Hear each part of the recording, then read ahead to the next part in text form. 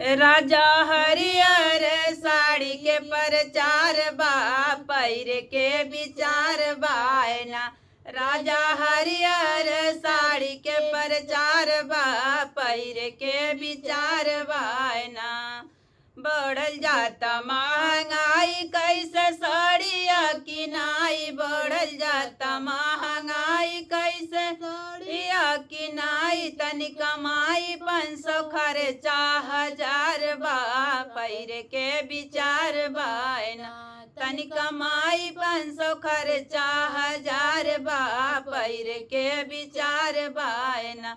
राजा हरियर साड़ी के प्रचार बा पैर के विचार बायना।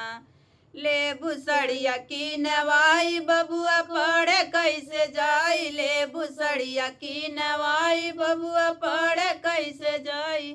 धनी शिक्षा बिना दुनिया अनार बा पैर के विचार बायना। धनी शिक्षा बिना दुनिया अनार बा पैर के विचार बायना।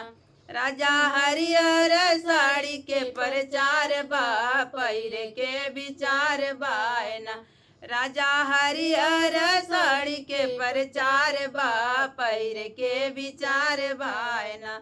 दाल भैल 200 चावल भैल 50, दाल भैल 200 चावल भैल 50। वही पे चाहत धनी सब्जी अचार बा पैर के विचार बायना। वही पे चाहत धनी सब्जी अचार बा पैर के विचार बायना।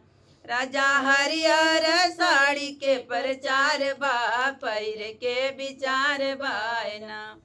कैसे रहबू सफाई निरमा साबुन कैसे आई, कैसे रहबू सफाई निरमा साबुन कैसे आई।